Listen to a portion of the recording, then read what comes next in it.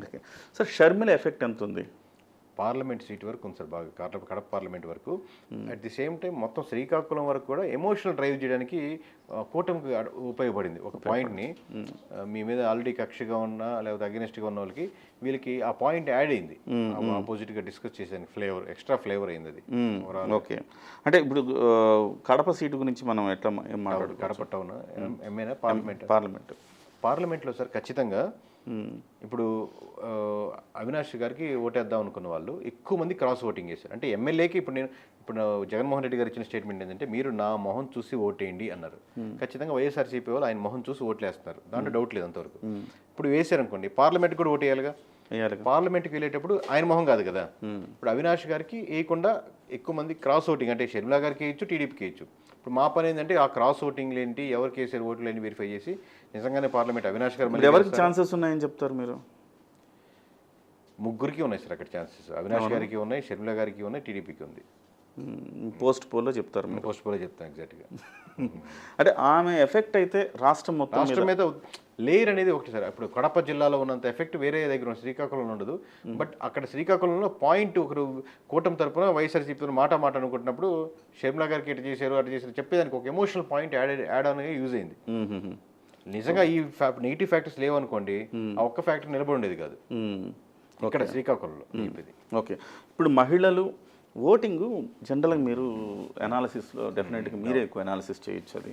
ఎందుకంటే ఈ సంస్థల కంటే మేమేమనుకుంటామంటే ఓటింగ్ శాతం పెరిగింది అంటే డెఫినెట్గా నెగిటివ్గా ఉంది, గవర్నమెంట్కి నెగిటివ్ ఉన్నప్పుడు ఓటింగ్ శాతం పెరుగుద్ది అనేది ఒక బండ గుర్తు అని అనుకుంటుంటాం కదా. కానీ ఇప్పుడు దాన్ని వైఎస్ఆర్సీపీ వాళ్ళు ఏం చెప్తున్నారంటే సంక్షేమ పథకాలు రావేమన్న భయంతో కసిగెళ్ళి ఓటేశారు. అందుకే మహిళలు చాలా పెద్ద ఎత్తున ఓటేశారు, వైఎస్ఆర్సీపీకి అది లాభం చేకూరుస్తుందని చెప్పారు.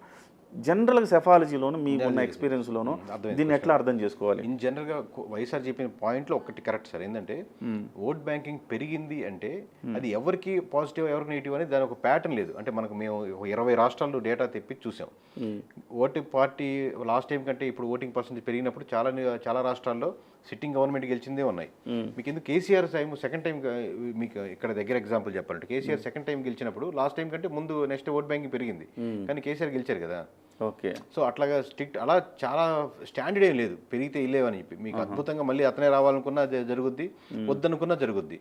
ఓకే. దాన్ని స్టాండర్డ్గా తీసుకోవాలి. కానీ వచ్చిన వాళ్ళంతా మాకే వేసారు అనేది కరెక్ట్ కాదు. లేదా సాయంత్రం 6 తర్వాత వచ్చిన మహిళలంతా వైఎస్ఆర్సీపీ మహిళలు, పొద్దున వేసే వాళ్ళంతా కూటమి మహిళలు, మధ్యాహ్నం వేసిన మహిళలు జనసేన మహిళలు, అలా ఉండదు. ఓకే. ఓకే. జగన్మోహన్ రెడ్డికి లాభించే అంశాలు ఏంటంటారు? మహిళల లేకపోతే కోర్ ఓట్ బ్యాంకింగ్ ఇప్పుడు కూడా స్టిల్ ఇంత చెప్తున్నప్పుడు కూడా మీరు TDP vote banking, core vote banking అంటే మేము టీడీపీకి తప్పితే ఇంకొకరికి మన కోర్ ఓట్ బ్యాంకింగ్, అలాగే మేము జగన్కి తప్పితే ఇంకొకరికి మన కోర్ ఓట్ బ్యాంకింగ్ స్టిల్ ఇప్పటికి కూడా ఈ రోజుకి ఇంత చెప్తున్న ఇంత నెంబర్స్ ఆడన్నా కోర్ ఓట్ బ్యాంకింగ్ వైఎస్ఆర్సీపీకి ఎక్కువ సార్.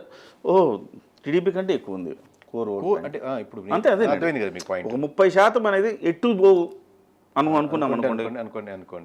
30% అంటే సార్ దీంట్లో మళ్ళీ ఒక చిన్న ఫ్లా ఉంది. ఏంటంటే 30% ఓటింగ్ వైఎస్ఆర్సీపీ రేపు పడింది అనుకోండి, 30% వైఎస్ఆర్సీపీదే కాదు, 15% కోర్ వైఎస్ఆర్సీపీదే ఉండొచ్చు, 15% చంద్రబాబు నాయుడు ఉండకూడదు అనుకునే 15% ఆడవచ్చు. ఈ రెండు ఉన్నాయి. సో అట్లా కాకుండా నేను వాళ్ళు వద్దనుకునే ఓట్ బ్యాంకింగ్ చెప్పట్లేదు. కోర్గా మేము జగన్మోహన్ రెడ్డి తప్పితే ఇంకెవరికి పర్సంటేజ్ చెప్పగలరా మీరు? కోర్ ఓటింగ్ ఎట్లా ఉండొచ్చు? 15 ప్లస్ ఆర్ మైనస్ అటు ఇటుగా ఉంటుంది సార్. నేను రౌండ్ ఫిగర్ జగన్ కోర్. తెలుగుదేశానికి 9కి అటు ఇటుగా 12 మధ్యలో ఉండదు. జనసేనకి అంటే కోర్లో 2 రకాలు ఉన్నాయి సార్. మళ్ళీ దాన్ని కొంచెం డిఫైన్ చేస్తున్నాను, అప్పుడు అందుకని నెంబర్ చదువు. మీరు కంటెస్టింగ్లో ఉండి పోటాపోటీగా ఉంటే కోర్ ఒకటి అర్థమవుతుంది సార్. మీరు పోటాపోటీ ఇప్పుడు లేట్స్ వైఎస్ఆర్సీపీని పక్కన పెట్టి జనసేన వర్సెస్ టీడీపీ కంటెస్ట్ చేస్తున్నారు అనుకోండి, దాంతో కోర్ ఓటింగ్ టీడీపీ కంటే జనసేనకి ఎక్కువ. మీకు అర్థమవుతుంది ప్యాటర్న్. పోటీలో లేదనుకోండి, లీస్ట్ థర్డ్లో జనసేన ఉంటుంది. లెట్స్ అజ్యూమ్ వైఎస్ఆర్సీపీ లేదు, లెట్స్ అజ్యూమ్ మనం అనుకున్నట్టుగా వాళ్ళిద్దరు పోటీలో ఉన్నప్పుడు జనసేన కోర్ ఓటింగ్ కూడా జనసేన వర్సెస్ టీడీపీ ఎలక్షన్స్ జరుగుతుంది అనుకోండి సార్, అప్పుడు కోర్ ఓటింగ్ జనసేనకి ఎక్కువ. ఓకే. హార్డ్ కోర్ ఉంటారు, హార్డ్ కోర్గా. ఇంకా ఓడిపోతారు అనుకున్నప్పుడు జగన్ రానికూడదు అనుకుంటే తెలుగుదేశం రానికూడదు అంటే జగన్కి వేస్తారు. ఇక్కడున్న కోర్ కూడా అటుపోతుంది. అంతే కోర్. ఇప్పుడు బీజేపీ కోర్ ఓటర్స్ ఉంటారు, వాళ్ళంతా రేపొద్దున మొన్న పడ్డ 1% కోర్ ఓటర్స్ కాదు. ఓకే. బీజేపీకి ఈజీగా ఒక 5 to 10% ఉంటారు కోర్ ఓటర్స్. కానీ బీజేపీ వర్సెస్ ఇంకా రెండు పార్టీలు జరుగుతున్నప్పుడు వాళ్ళు కోర్ అప్పుడు అసలు సీసాల కనబడుతుంది, బలం కనబడుతుంది. సో ఈ పడిన vote banking core vote banking కాదు. కానీ మేము ఈ నెంబర్స్ అంతా వెరిఫై చేస్తుంటే ఫస్ట్ పొజిషన్ ఇప్పటికీ YSRCP core vote banking, 2 Janasena, 3 TDP. Okay, core vote banking contesting 2 పోటాపోటీలో ఉన్నట్టు ఉన్నట్టు అప్పుడు